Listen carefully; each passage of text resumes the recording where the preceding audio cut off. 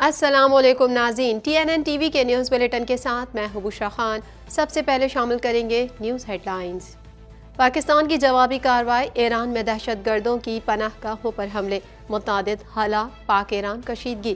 نگراں وزیر اعظم نے ڈیووس کا دورہ مختصر کر دیا، پاکستان نے پروازوں کی سخت مانیٹرنگ شروع کر دی۔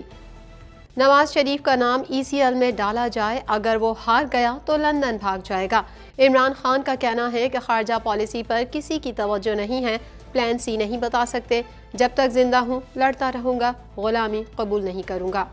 پاکستان اور دبئی میں $3 بلین سے زائد سرمایہ کاری کے معاہدے پر دستخط، مختلف منصوبوں میں سرمایہ کاری کی جائے گی۔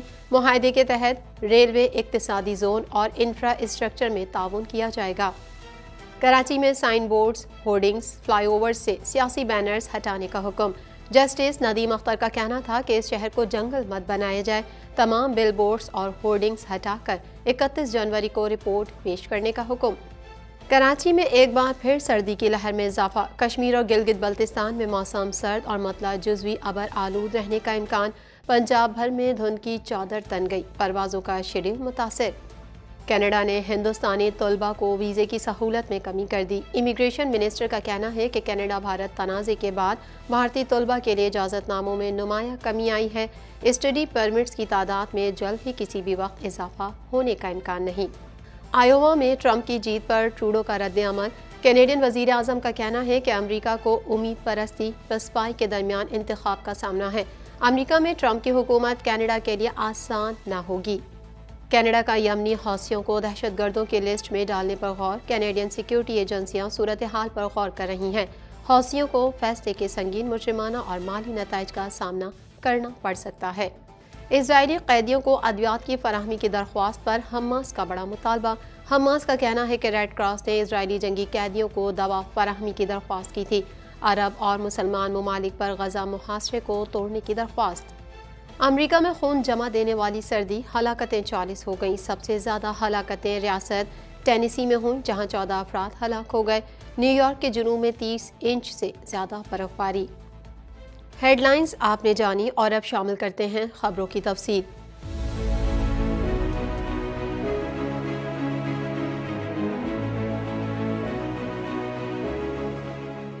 1.25 کروڑ کی آبادی پر مشتمل کراچی میٹروپولیٹن سٹی میں صحت کے حوالے سے ہسپتال تو بہت، لیکن فزیو تھراپی سینٹر نایاب ہیں۔ الحمدللہ ہم نے اس کمی کو پورا کرتے ہوئے گلستان جوہر میں زبیداس فزیو تھراپی سینٹر کا آغاز کر دیا ہے۔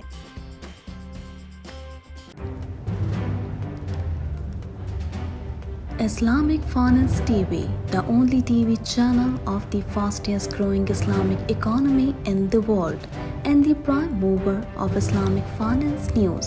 Follow us on our social media handles and watch our reports and educational program at www.islamicfinancetv.com. For advertisement, please contact us at islamicfinancetv@gmail.com.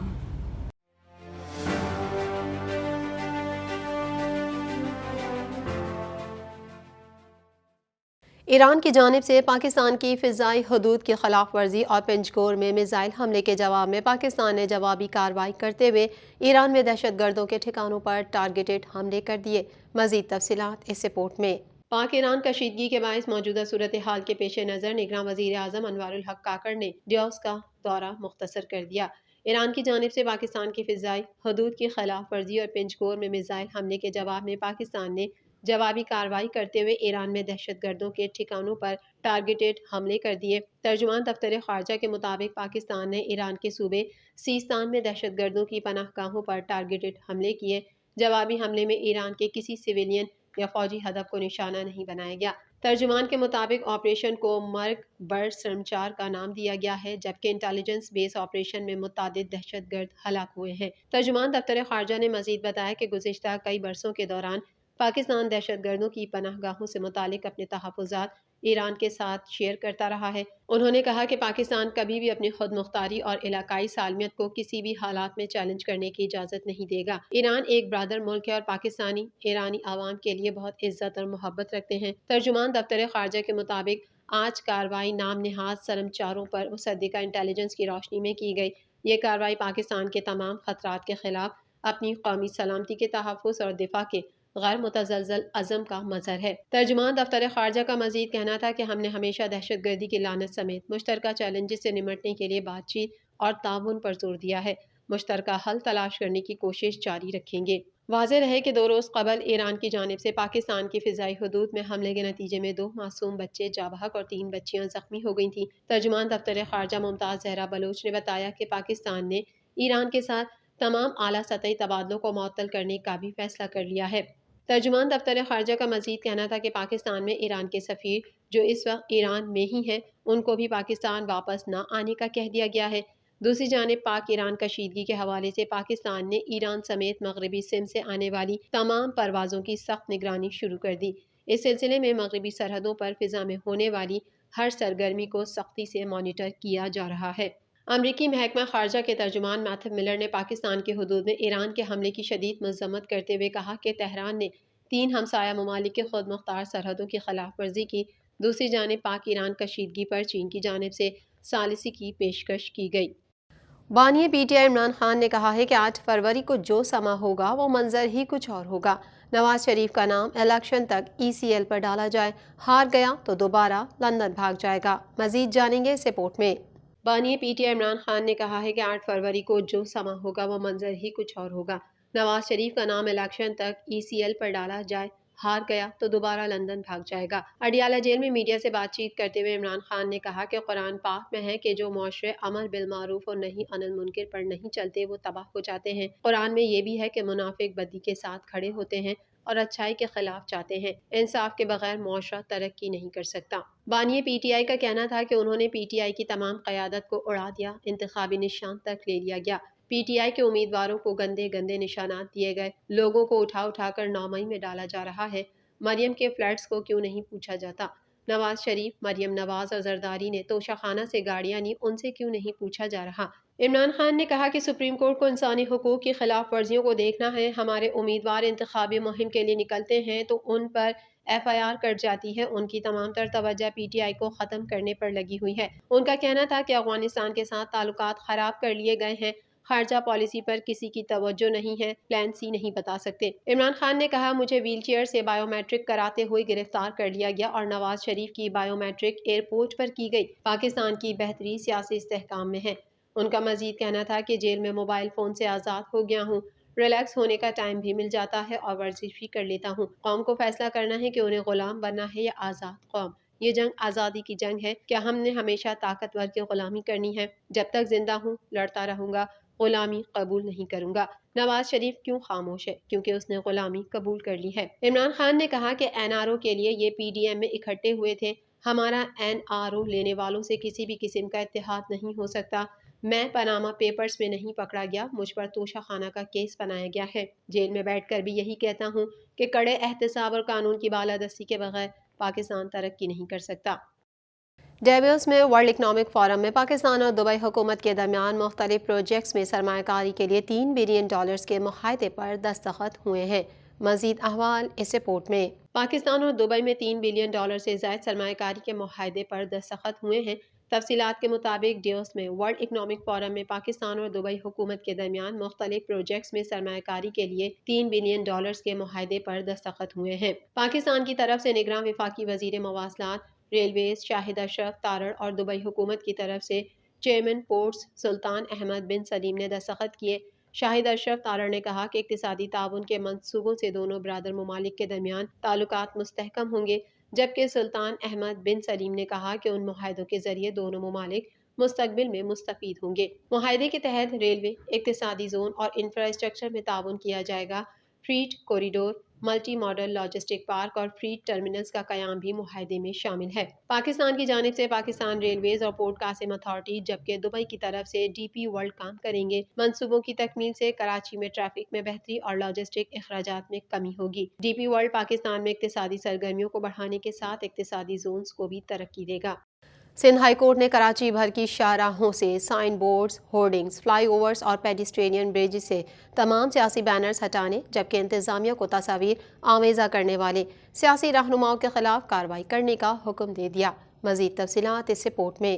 Sindh high court نے کراچی بھر کی شاہراہوں سے sign boards, hoardings, flyovers اور پیڈیسٹرین برجز سے تمام سیاسی banners ہٹانے جبکہ انتظامیہ کو تصاویر آویزہ کرنے والے سیاسی رہنماؤں کے خلاف کارروائی کرنے کا حکم دے دیا۔